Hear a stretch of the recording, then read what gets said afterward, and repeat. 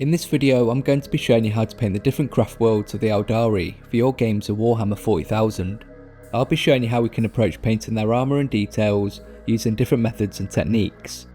This is going to be an easy to follow step-by-step guide showing you everything you need to know, so by the end of this tutorial you'll have the confidence and knowledge to get your own Aeldari Craftworlds painted.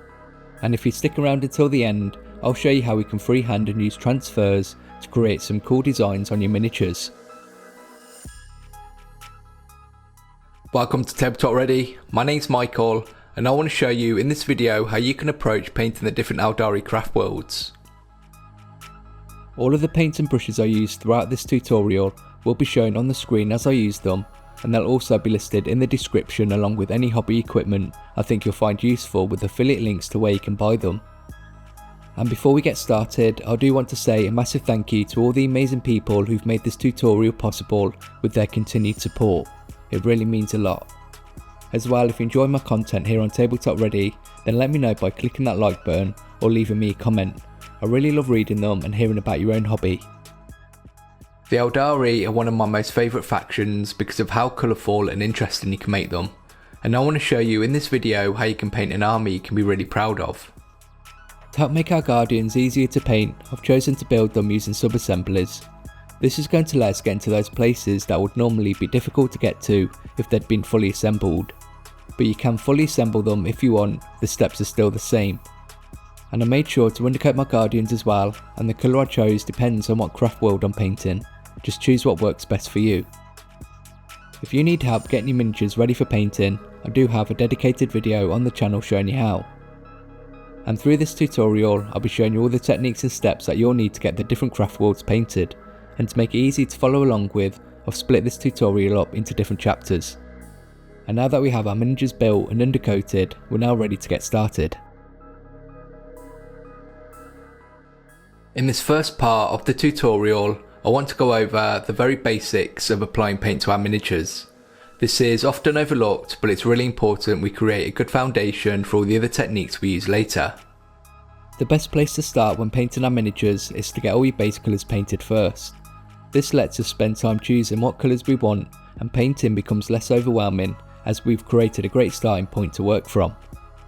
Let's start by deciding what base colours we want to use to paint the armour of our craft worlds, starting with the black armour of the Ulthway.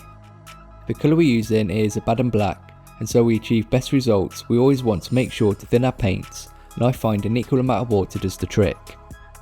As well, I like to remove excess paint from the brush on some paper towel first, which helps give us more control over how much paint is deposited. And when we're painting, we want to keep our brush moving and avoid going over any area we've already painted to prevent creating any unwanted texture whilst the paint is still drying. Then once you're done, because we thinned our paint, it won't have covered so well, so we will need to paint another layer using the same process. Painting in multiple thin layers means we can get a strong base colour without losing any details. We just need to make sure each layer has fully dried first before applying another one. It's important we always build up to a solid base colour first, because any shading and highlighting we do after this will contrast better and make more of an impact. As well, we'll still need to paint our base colour even if we used an undercoat spray that shares the same name as our base paint. So here I'm using Mephiston Red over a Mephiston Red undercoat for our Samhain. This is because the colours from the sprays don't always match the colour from the pot with the same name. It also means we get the actual colour we're after, and we can cover up any areas we may have missed with the spray. If you're painting Beltan, we want to use Corex White for their white armour. This is because Corex White is a slightly darker tone of white, so we're still able to highlight our armour later on with a lighter colour. Learning the very basics of applying paint to our miniatures and painting layers is very important, and we shouldn't underestimate the impact it can have on the finished results once we're done. The alternative to using the more traditional acrylic paints is using the range of contrast paints that are available. So if you're painting the Iandan craft world, we can use Imperial Fist Contrast, which gives us our base colour. Contrast paints are very accessible for people, helping to get miniatures painted, and they're formulated to provide a base colour as well as creating definition in one application. When using contrast paints, we want to avoid going over areas we've already applied the contrast, and we want to use enough to cover areas comfortably. and we always want to make sure our contrast is fully dry before doing anything else. A different way to paint the armour would be to get fancy and create a mottled pattern like you would see for the Latok. Let's start with our base colour first, which is going to be Macragge Blue. We now want to create our mottled pattern, starting with our first colour, which is going to be Night Lord's Blue, painting random elongated blob shapes. Next, we want to do the same thing but with a Latok Blue to finish our mottled pattern. Now that I've shown you the different ways we can approach painting the different armours, we can work on getting all the other base colours painted. For any bone coloured armour or weapons, we can use an equal mix of Morghast Bone and Screaming Skull, or alternatively we can thin down some Skeleton Horde contrast with an equal amount of contrast medium, which weakens the contrast strength, giving us a more muted colour. If you're painting yellow helmets, we can start with mixing an equal amount of Avalon Sunset and Flashgitch Yellow together. When it comes to painting the green armour of the Aeldari Craftworlds, let's mix an equal amount of Caliban Green and Warpstone Glow for our base colour. We're working on painting all of our base colours first because it's a great place to start for any new painters and beginners. Not only does it give us an opportunity to practice the basics, but also gives us experience with our brush. One of the other reasons it's a great idea to work on getting our base colours painted first is if we make any mistakes or are a little messy, we can spend time neatening everything up before we start doing anything else more complex. We've now gotten all of our base colours painted, making sure we've tidied up any messy areas and mistakes. This gives us a great foundation to start learning and using other techniques. In this section of the tutorial, I want to show you the different steps and techniques to making our miniatures stand out more. Even though we have all of our base colours painted, our guardians are looking pretty flat, so let's see how we can create definition and bring out those details with some highlights. Let's start our Samhain Guardian and give our red armour a recess shade using Galvorbak Red. Doing a recess shade is a more controlled way of creating definition than an all over wash, so we don't affect any base colours we may have already painted. To do a recess shade, we want to apply our paint or a shade directly where we want to create definition. This is usually in recesses and around details. Take your time doing this, and if you make any mistakes, it's okay to neaten up our Mephiston Red base colour we started with. Another way to create our definition is with an all over wash, so let's try this out on our Latok Guardian using Nuln Oil. When doing a wash, we want to use enough to cover an area comfortably, so we don't get too much pooling in areas we don't want it to. If you do see this happening, then we can remove excess we don't want using our brush. And once the shade is dried, you'll see how it's helped to bring out all of our details. There's no one way to create interest and definition on our miniatures, so it's worth spending some time thinking about what techniques and methods we want to use depending on what details and features we're working with. We can also use contrast paints to do an all over wash to create a definition. Here I'm using Apothecary White for our Aeldari Guardian. And once it's dried, make sure to tidy everything up with Corax White. And for the Iyanden Guardian, because we used a contrast paint, our definition was already created with our base colour. Now we're done working on creating our definition, you should see how it's helped to bring out all of our details so we can see them better. We can now move on and talk about highlighting your miniatures. The idea behind highlighting is to bring out any edges, areas and raised details to draw our attention to them and to make these features stand out more. The most prominent way of highlighting, and the one we most associate with it, is the line highlight, and it's this highlight that we're going to be focusing on.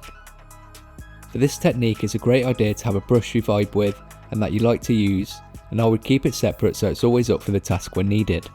Again, we want to thin our paint and remove any excess on some paper towel first, which is going to prevent creating those thick blobby lines.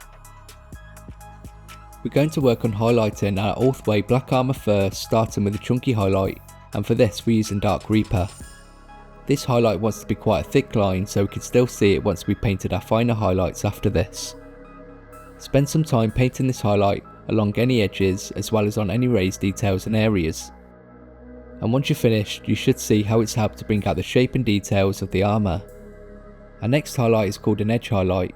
I'm using Thunderhawk Blue, and this is used on any edges and to continue bringing out any details.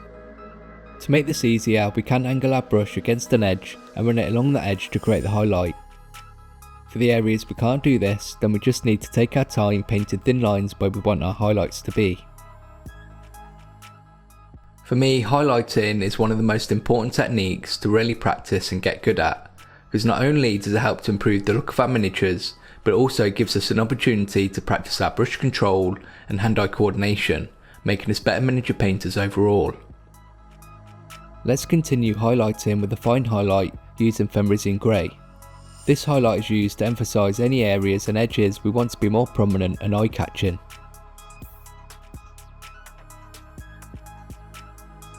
The last highlight we can do is a spot highlight, using blue horror to paint little dots on all the corners of the armour where light would be more focused. I know this is a lot of steps to getting your miniature highlighted, but I want to show you what's possible. If you're not ready for this level of highlighting, we can just keep it simple by only doing an edge highlight.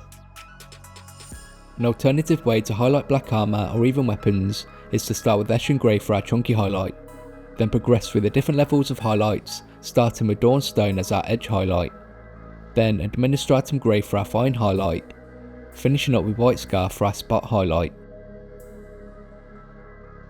For our Samhain red armour, we can start with Evilton Scarlet for our chunky highlight, Trollslayer Orange for our edge highlight, Fire Dragon Bright for the fine highlight, and then Taillight Ochre for our spot highlight.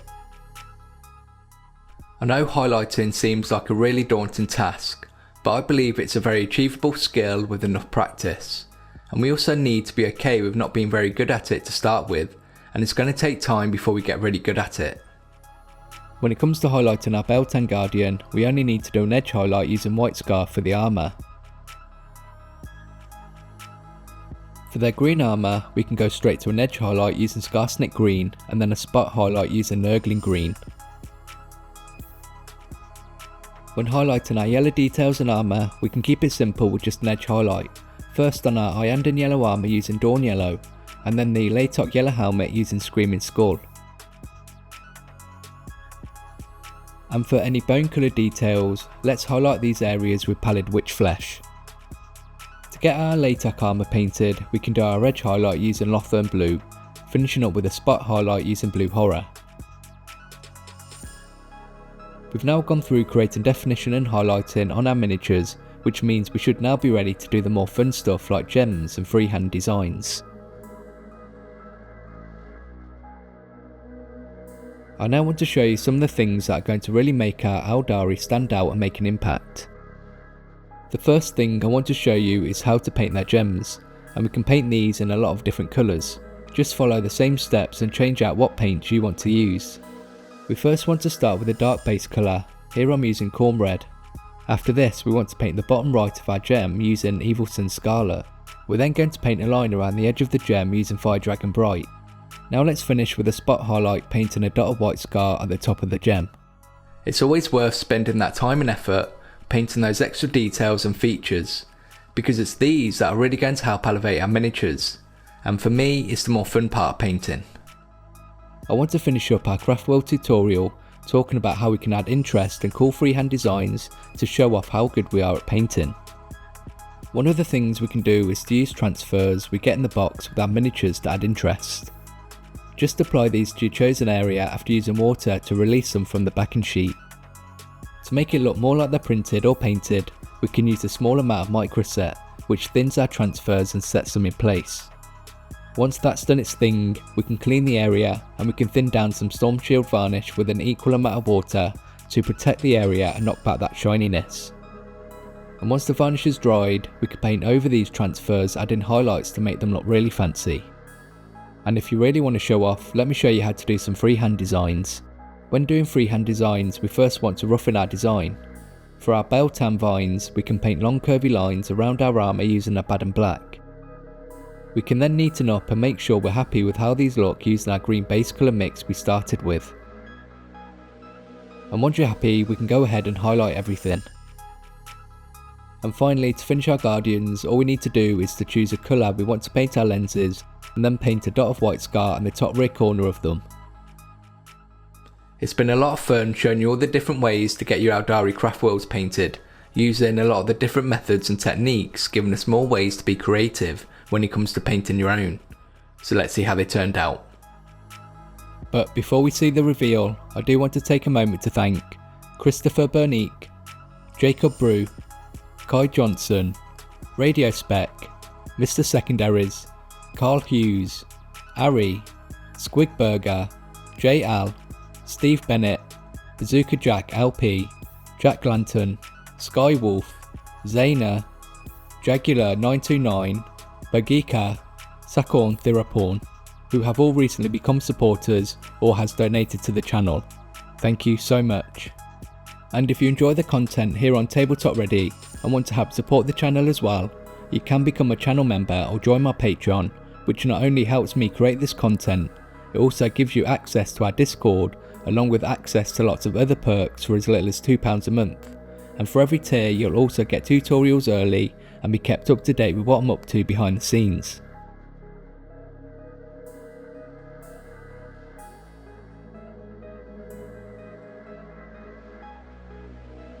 Our Aeldari Craftworlds are now done, and I hope I've been able to give you the confidence and knowledge to get your own painted. I've got plenty of other tutorials on the channel to help you get your miniatures painted, including how to get better at highlighting miniatures, so make sure to go and check that out as well. I really enjoy making these videos and I hope you find them useful. If you do, then please let me know by leaving a like and let me know in the comments below. As well, make sure to subscribe if you don't want to miss out on future content, and I'll see you in the next video.